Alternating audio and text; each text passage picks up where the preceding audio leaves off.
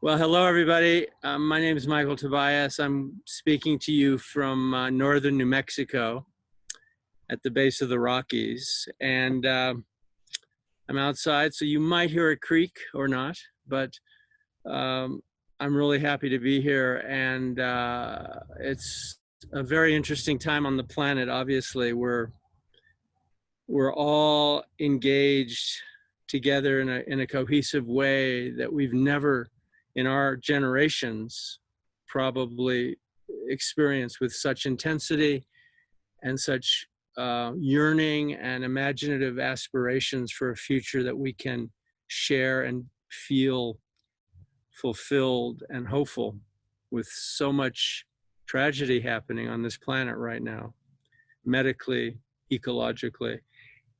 I think it's really critical that we recognize that not just COVID and the political differences that are emphasizing distinctions between people rather than the singular and cohesive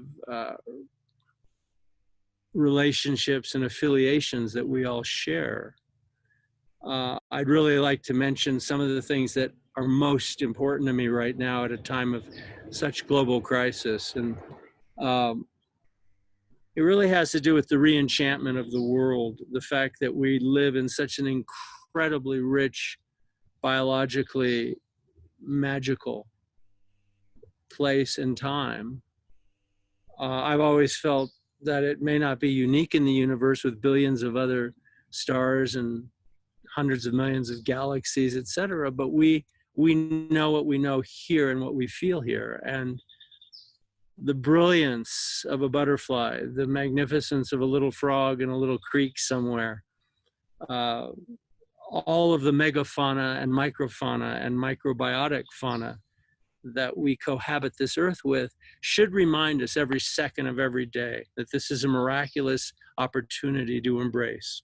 And no matter how despairing, no matter how painful it is for so many of us and our loved ones and friends and colleagues around the world and next door, we must, I feel, embrace this incredible miracle that we have been honored to share, which, whether you believe in God or whether you believe in a naga or a monkey temple or a cloud or a waterfall or yourself, whatever it is you believe in or feel deeply responsive to, this is the gift that we have as an organism to send back into the world and to share with one another.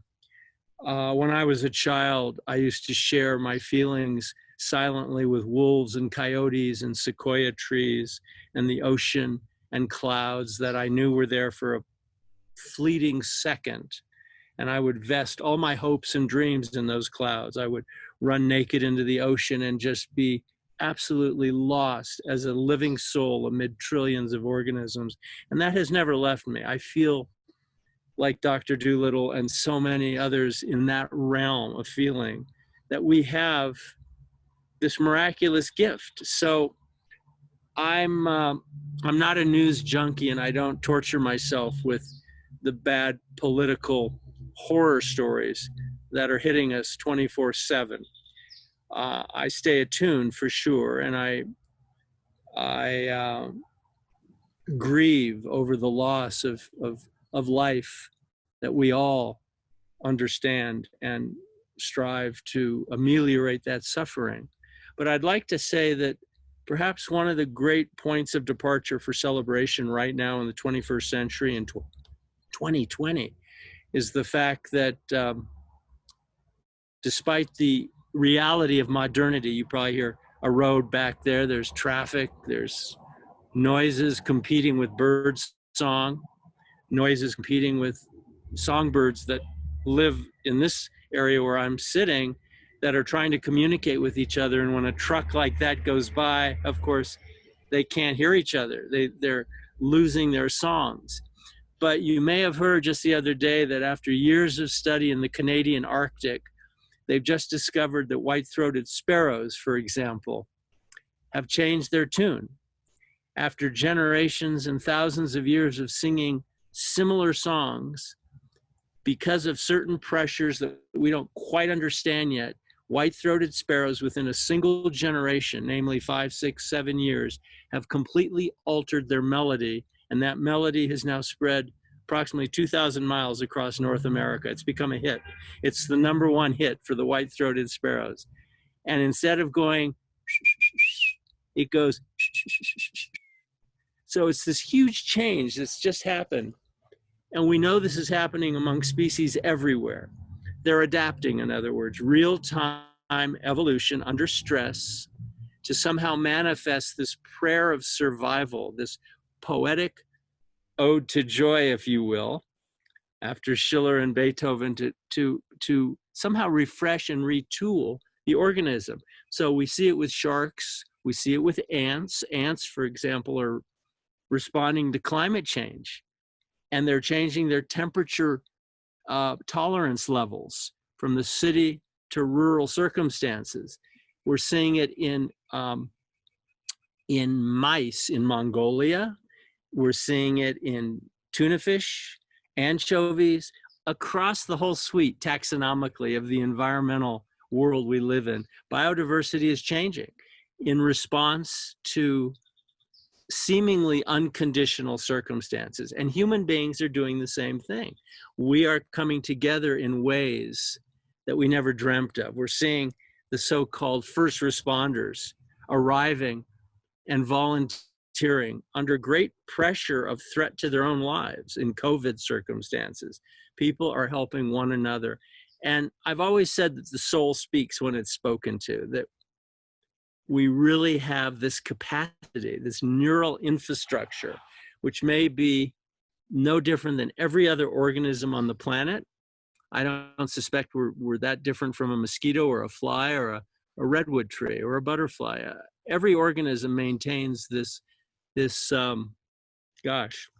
incredible capacity to just liven up, be alive, be part of this connectivity that is so critical to evolution, natural selection, supernatural selection, the ability to change, the ability to adapt, and most importantly, the ability to love, which is universal. We know it. We know it's universal. We know it from every religious and Aboriginal ethic that's ever been documented that we know of, from every continent, from the lichens in Antarctica to the white-throated sparrows I just mentioned in the boreal forests of Canada. So we know that all organisms are connected. All organisms are interdependent. I think I've got a fly who's interdependent on my hair right now. Everyone is interconnected. And when I say everyone, I mean every personage, trillions of organisms, quadrillions of organisms. I don't know, the 26 billion bacteria in our armpits, the 7 million follicle mites in our eyelashes, they're all working together. They're all struggling to evolve.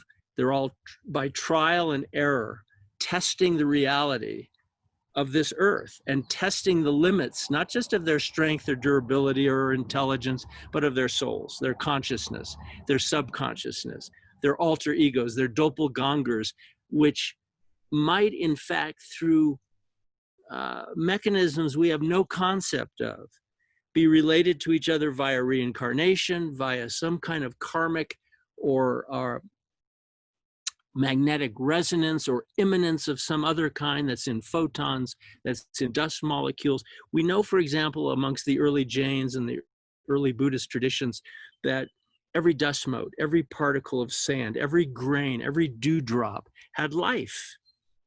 Everything has sentience, not just what is conventionally thought of as a sentient being, but this wood, this paver, the clouds above, it all has life, and we're all part of it. So that gives me great joy. And no matter how desperate certain days may be, I can still smile at the fact that I can still smile. And I still recall all the vivid memories that I had that are sort of floating into the future. And this is a river that's unceasing. And when the river dries up, I'll look for another river, or I'll look for another rainy day. And we have this inherent ability to be hopeful. And it's not our ability, it's the world's ability. This planet has billions of years yet to go. It's still a relatively young to middle-aged planet. And the biodiversity is really young. Mammals have only been around for about 550 million years. Invertebrates, a little longer than that. But we're all about 500 million years old in terms of terrestrial life forms. Go to the aquatic domain and we're talking a couple billion years. So, oh, there goes an incredible lizard. It's Oligosoma lizard. It's that, you see the same in Central Europe with those beautiful gold stripes. Pretty common lizard, but it's just running across there. Anyway, this novelty of biodiversity, the fact that as Homo sapiens, as hominins, as primates, as mammals, we're only a few hundred million years old. And as a species, we're only about 320,000 years old. So we're newborns.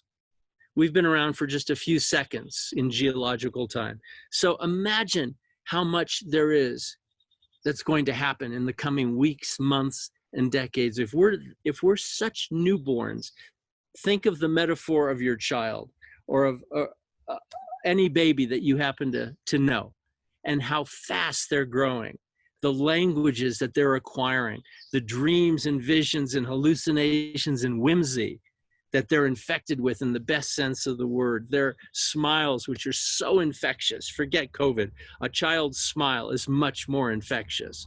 So we have this incredible opportunity to wrap ourselves around the growth potential within us, the growth potential within every living object around us. And if we can maintain that sense of awe, of absolute joy, and the solace of trees and the shade that they provide us, and the love that we can provide one another, there is this metaphysic that is undeniable.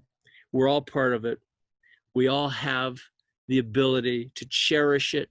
We have the responsibility to share that love with everyone we know, with every living creature, and to ameliorate suffering. I call it animal liberation, as do so many of my friends around the world.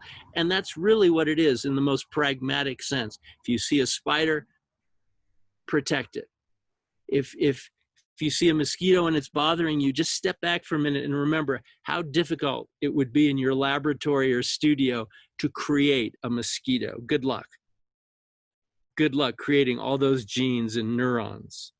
So treasure everything. If you were marooned on the moon, a mosquito would be your best friend if it showed up. So just love life, enjoy life, understand that as environmental citizens, we all have a responsibility to protect and safeguard and steward this miraculous planet. And by implication, we must do that with each other. Because if we lose faith in one another, if we lose the spark, that love that unites us, then we're doomed. Then we really have no standing, no legal standing, no emotional or spiritual standing. We have to work to protect this great gift that we've been given. And we all have the strength to do it at whatever level, at whatever place we're coming from. But it is our obligation to this earth, who has given us so much, that let your love just pour forth back to this earth. Aristotle said, she gave birth to us, we will go back to her. And in the meantime, do everything you can to ensure that you are part of this living, breathing miracle that is a dreaming, living earth. And with those words, I would just send my prayers to all of you and my love to everyone, and ask that you simply take pause, take a deep breath, and reflect on just what a miraculous time it is to be alive. So, ciao, you know?